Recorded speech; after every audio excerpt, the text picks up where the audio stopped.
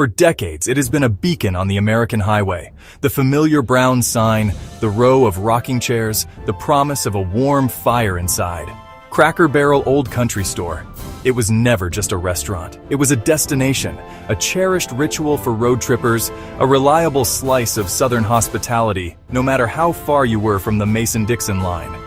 It was the smell of sizzling bacon and brewing coffee, the taste of Mama's pancake breakfast, the comforting clatter of checkers in the country store. This was the place where you could stretch your legs, fill your belly with comfort food, and buy a piece of nostalgic Americana to take with you. For generations, Cracker Barrel wasn't just selling food, it was selling a feeling of home. But in 2025, that feeling is fading. A shadow has fallen over the Old Country Store, and the familiar glow has dimmed. The chain is in crisis. The once bustling dining rooms now echo with an unsettling quiet. The brand that built its reputation on consistency and quality is now facing a firestorm of criticisms from the very customers who once formed its loyal base. The whispers of discontent have grown into a roar, echoing across social media and in financial reports. The institution that seemed as permanent as the interstate highways it lines is now showing deep, alarming cracks in its foundation. The complaints are specific, and they are relentless.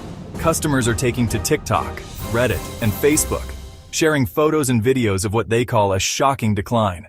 They're complaining of stale, rock-hard biscuits, a betrayal of what was once a signature delight. They point to rising prices that defy the brand's promise of value, with receipts for modest family meals climbing to astonishing heights. And most damningly, they speak of a steep fall in overall quality, from watery grits to overcooked chicken. The online sentiment is brutal. Words like disappointed, overpriced, and not what it used to be have become inextricably linked with the brand. The digital world is awash with stories of loyal customers making their final visit, vowing never to return. This isn't just about disgruntled diners. The crisis is reflected in the cold, hard numbers. Wall Street has taken notice, with stock prices tumbling as investors grow wary of the company's future. Quarterly reports paint a grim picture of declining foot traffic and struggling sales, even as competitors in the casual dining space appear to be thriving. While newer, more agile restaurants adapt to changing tastes and economic pressures, Cracker Barrel seems stuck, an icon of the past struggling to find its place in the present. So what happened? How did this beloved American institution lose its way? Is this a story of corporate mismanagement, a failure to innovate, or has the American consumer simply moved on?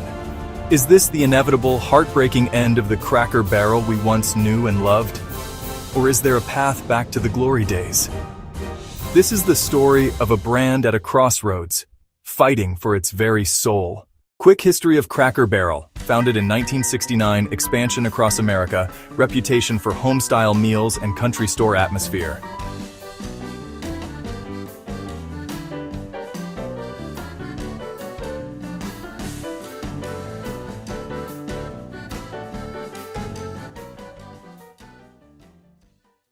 Customers noticing changes, biscuits served reheated or day-old, smaller portions, menu shortcuts.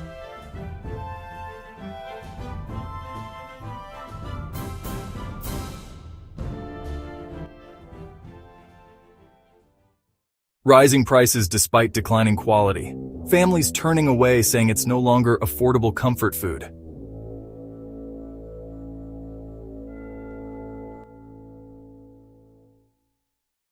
Reports of frozen items replacing fresh cooking. Menu cuts. Favorites quietly disappearing. Employees under pressure to cut corners. The backlash is swift, as Yelp and Google reviews plummet disastrously.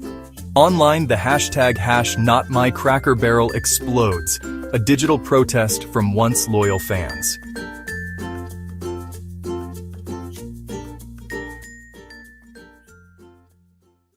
Rivals like Texas Roadhouse, Waffle House, and local diners pulling away Cracker Barrel's customers.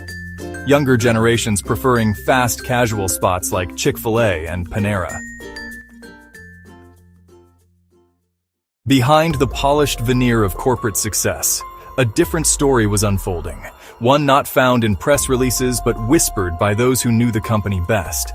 Insider reports began to surface, painting a grim picture of a company at war with its own identity. In sterile boardrooms, far from the comforting aroma of biscuits and gravy, a new philosophy took hold. The primary language was no longer hospitality, but profit margins. We're told of relentless cost-cutting measures and directives that trickled down from the top. This meant reduced staffing, stretching already thin teams to their breaking point during the busiest hours. It also meant taking shortcuts in the supply chain. The once proud commitment to quality ingredients was allegedly compromised for cheaper, mass-produced alternatives. Every penny saved was a victory for the balance sheet, but a potential loss for the customer experience that built the brand. This wasn't just about saving money. It was about satisfying the insatiable appetite of the market. What once was a family-first chain, built on treating people right, was now increasingly run by the cold calculus of cost efficiency and the relentless pressure of Wall Street. The soul of the old country store was being traded for stock points, leaving dedicated employees to manage the chaotic fallout in understaffed kitchens, struggling to uphold a promise their own company was seemingly abandoning. Loyal customers abandoning the chain. Cracker Barrel's reputation for nostalgia and comfort now replaced by disappointment. We've journeyed through the history of an American icon, from its humble beginnings as a single roadside haven to its sprawling empire of Southern hospitality. But the story of Cracker Barrel in the 21st century has taken a sharp, unsettling turn.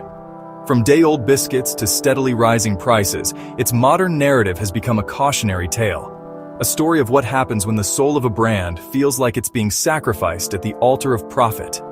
The warm, inviting glow of the old country store now casts a long shadow of doubt, leaving loyal patrons to wonder if the place they once loved is gone for good. It's easy to forget just how revolutionary Cracker Barrel once was. It wasn't merely a restaurant. It was a destination, a promise of consistency and comfort on the long, lonely highways of America.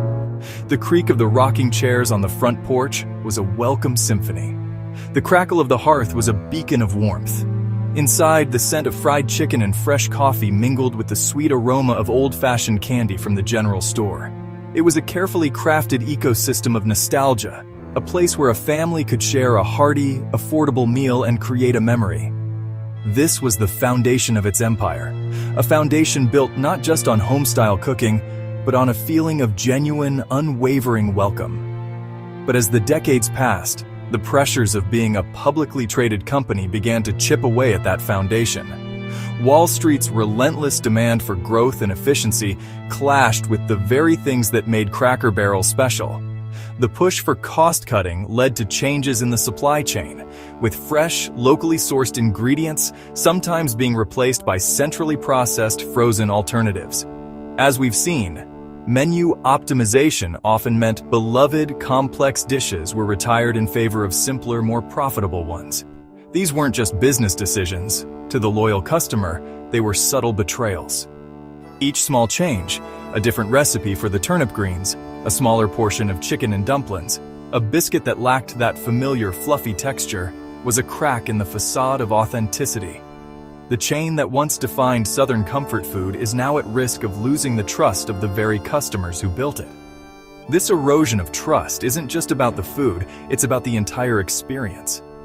As we heard from former employees, internal pressures, understaffing, and high turnover have created an environment where the signature-friendly service can feel forced or, worse, absent altogether. The magic of Cracker Barrel was always in the details, executed by a team that felt valued. When that internal culture begins to fray, the customer on the other side of the counter feels it immediately. The result is a profound disconnect, a brand that sells an image of a slower, more caring time, while its operations reflect the frantic, impersonal pace of modern corporate life. So, can Cracker Barrel turn things around? Or is this truly the end of the road for an American legend? The path forward is fraught with challenges, but it is not impossible. A comeback would require more than just a new marketing campaign. It would demand a fundamental recommitment to its original values. It would mean reinvesting in quality, even if it trims profit margins in the short term. It would mean empowering its employees, paying them a living wage, and trusting them to be the ambassadors of the brand. It would mean listening to the generations of customers who are pleading for a return to the flavors and feelings they remember, rather than chasing trends that dilute its identity. The alternative is a slow, painful fade into irrelevance.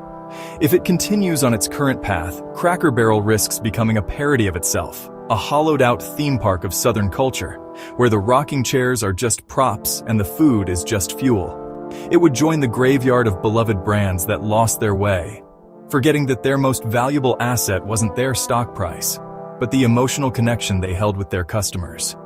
The story of Cracker Barrel is a powerful reminder that authenticity can't be mass-produced, and trust, once broken, is the hardest thing to cook up from scratch. The soul of a brand, like a good cast-iron skillet, needs constant care and attention, lest it lose its seasoning and fall to rust. The future of the old country store now rests in the hands of its leaders, but its legacy is being written by you. Do you still eat at Cracker Barrel? What's the one thing you miss most about it, or the one change that disappointed you? Share your story and your most cherished memories in the comments below. Your experiences are a vital part of this ongoing conversation about the brands we grew up with. And if you believe in holding these institutions accountable, don't forget to subscribe for more investigations into the companies you thought you could trust.